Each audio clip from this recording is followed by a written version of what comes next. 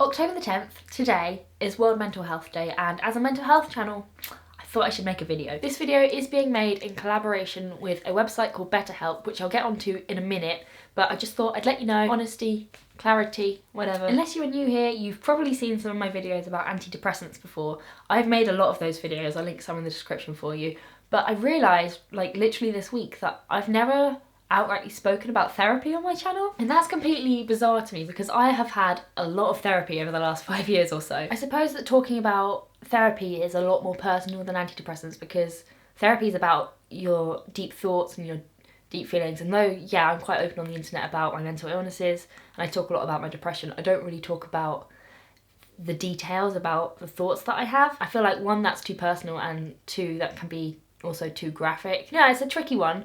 But it's World Mental Health Day. What better day to open up about my experiences with therapy than today? The hashtag being used for World Mental Health Day is #Let's Talk. So I've got my cup of tea.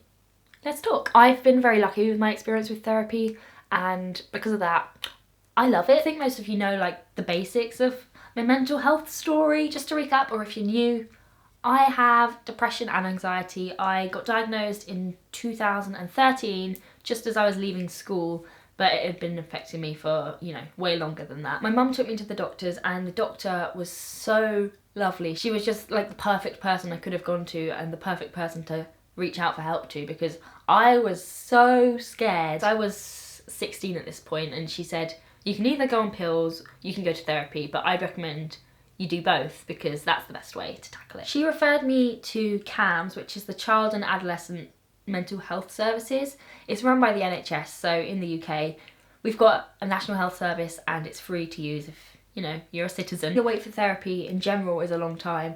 On the NHS, I think it's just getting worse and worse, but I got very lucky. I would have gone to the doctor, sort of mid-June, and I had an appointment by the end of August. So what's that? Two and a half months? That's really good. I would think that 2.5 months completely dragged, but because I had the support of the doctor and I was seeing her basically weekly already and I was on pills, it wasn't like I had nobody. So I was very lucky. I sort of got in.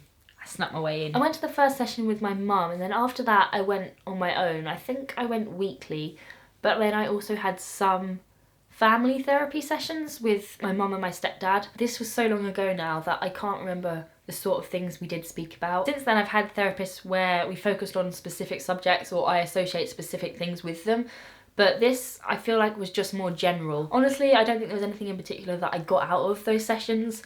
I didn't really feel like the woman I was talking to particularly cared or even really remembered me and the details about me week to week. There are a few occasions I remember which sort of cemented that idea for me. One week we were talking about food issues and she suggested I went to see the CAMS dietitian at the CAMS house where I had the therapy, and then the next week I mentioned it to her again and she said, if you want to see a dietitian you should go to your doctor about that. It was just the fact that she'd forgotten that she said I could go and see this dietitian, and it just made me feel like all these things I was opening up to her about and, you know, pouring my heart out, and it was a lot of work because I'd never spoken about any of this before. It'd been building up and building up for 16 years, and she just didn't even care enough to remember the treatment which she'd recommended me. The NHS is notorious for having a lack of mental health funding, and I was very lucky in the fact that I got a place somewhere and that the place I went to was somewhat helpful. But as a 16-year-old suicidal person, 6 weekly mediocre therapy sessions don't really cut it. I didn't feel any of these thoughts at the time, but looking back and having had much better therapists and much better experiences with therapy, now I see how bad CAMS was in comparison. I will talk more about my positive experiences with therapy in a second, but first of all I want to talk to you and show you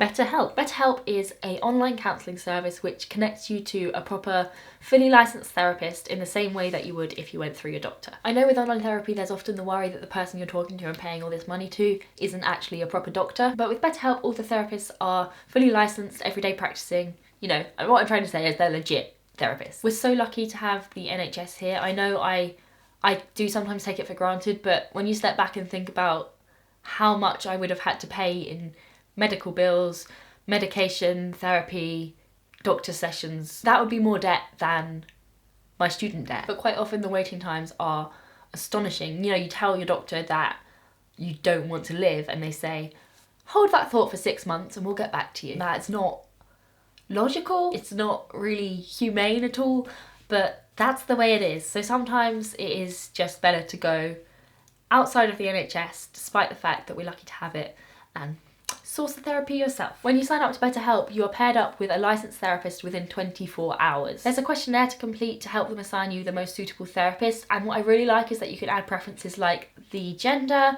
you can say if you want them to be LGBTQ plus friendly, their religion, which is, I think, amazing, because if you just go to your doctor and say, I need therapy, they'll often just throw you to the next available person, and they might not necessarily match your needs or your preferences. BetterHelp goes to great lengths to match you to a therapist that you'll be comfortable with and that will understand what you're going through. And I also want to say that if for whatever reason you don't like the person you're assigned to, it's really easy to change. You can schedule as many counselling sessions as your therapist's schedule allows you to, and in between you can message them, you can email them, you know, the wonders of the online world. Plans start from as low as $35 or £27 a week, and I'll leave a link in the description for you if it's something you think you might be interested in. So I actually opted for private therapy after my somewhat average CAMS experience, where they just sort of got rid of me as quickly as they could. My CAMS counsellor gave me a couple of leaflets about different options for me, and in the end I went for therapy which was provided by a charity. The idea was that it was supposed to be a lot cheaper because the charity would pay a lot of the therapy costs.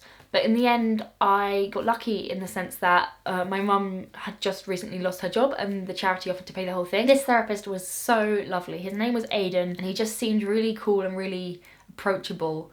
And I felt so much more comfortable talking to him than I did the other lady. The majority of our sessions was just me talking to him. He didn't really say much, but I could tell he was listening. He seemed involved and interested, and he didn't make me feel stupid or like I was overreacting or anything. I just loved that time. I found it so much more helpful than I did at CAMS. I had a bit of a therapy break after that, and the next therapist I had wasn't until I came to uni. So during first year I was having a terrible time. My partner had cancer. My mental health was just going whoop. I was not happy, and it felt like my whole world was falling apart. So I did a sort of self-referral thingy, and I got paired up with the loveliest counsellor. She was just wonderful. She's like the top of my list of therapists I've had. She was the best. The therapy I had with her was the most useful that I have had. I realised so many things, and I came to terms with a lot of things which had happened to me, and it was just, I'm so grateful because it helped me so much. A lot of the stuff we talked about was the most personal and the most meaningful to me, so I don't really feel comfortable talking about specifics. I remember once after one session where we talked about probably the most traumatic thing we could have possibly talked about. I went to a lecture straight afterwards, and my friend said to me that I looked really happy, and I was like, yeah, I am. It was just so strange. I was so happy after talking about this really traumatic thing. It makes a lot of sense as well, because it was validating all these feelings that I'd had with me for however many years, and it felt like they were wrong and invalid and that I was overreacting. And then finally someone said to me, no, you're not. What was lovely about this therapist was that she really went the extra mile to make sure that I felt safe and comfortable and listened to. There's only funding for 6 sessions per student per academic year, but she gave me extra ones secretly just because she said to me that I don't feel able to leave you like this. I can see that you're not okay enough to go out there on your own. So until I can find you a replacement for me, I'm gonna keep these sessions going. And she managed in the end to set me up with a private therapy service that the university were going to pay for me, which was amazing, and definitely, like, I wasn't expecting that. I was kind of just expecting there's 6 sessions and that's it. That's all there is. That's all you can get. The last therapy I'm going to talk about is the CBT that I had at the end of my first year of uni. CBT stands for Cognitive Behavioural Therapy, and it's about looking at and challenging any negative thought processes that you have and trying to create like a more healthy one and more healthy coping mechanisms. So it's a lot more sort of direct than all the previous therapies I'd had, which was just talk therapy and counselling. I was struggling really badly at this point with my anxiety, specifically surrounding, this sounds bizarre, but you know, it ruined my life for years, surrounding transport and travelling. It's about getting to places on time, and when things are out of my control, when I cannot control the time that I'm going to arrive somewhere. It started off really small, and I used to get very anxious the night before going away, or if I was going to stay at my dad's for the night, I would get very agitated and anxious, and I'd get a tight chest. And then from there it just kept getting worse and worse. And I was going back home every weekend to visit my partner who was having chemo, and just getting trains everywhere backwards and forwards, and buses to the train station, taxis to the train station. It was just consuming my whole life because all I could think about was how I was getting from A to B and just how I was so out of control and I just could not cope. This CBT was NHS funded and I believe I had 6 sessions once a week. I remember that it started on my birthday. It just made me feel like an extra hopeless case that I had to spend my birthday in therapy. This therapy helped me so much. After those 6 sessions, the anxiety surrounding like transport and travel is decreased so much. I still have it, but it's so much better. And we focused a lot on techniques that I can use to sort of ground myself in the moment and telling myself that if I don't make this train, it's okay, there'll be another train, I'll still get where I need to be. Although we did a lot of work on these kind of techniques, I never really have to implement them in my daily life. I never have to take myself to the side and have a little word in my brain. It just suddenly cleared itself up. It was really bizarre. It wasn't in a hospital, it wasn't in a nice doctor's surgery. The first time going there, obviously I was very anxious.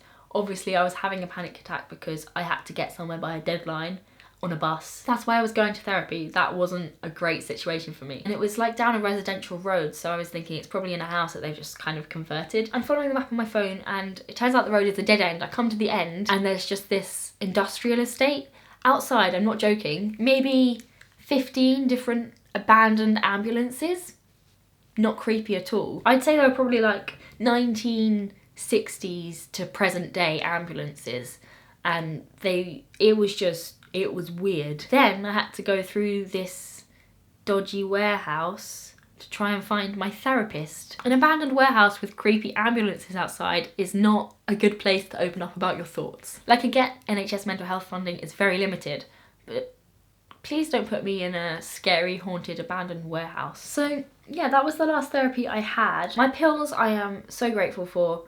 They stabilise my mood. I take them every day and, you know, my body depends on them, but therapy has helped me 100 times more than any medication could ever. It's taught me so much about myself and about my past, my childhood, and the way that my brain has come to be and the way it thinks. I can stuff my brain with as many chemicals as I want, but it's not until you actually start talking about what's going on in your head that you start learning things about yourself and learning how to help yourself. Today on World Mental Health Day, I just want you to know that reaching out for help, there's absolutely no shame in it at all.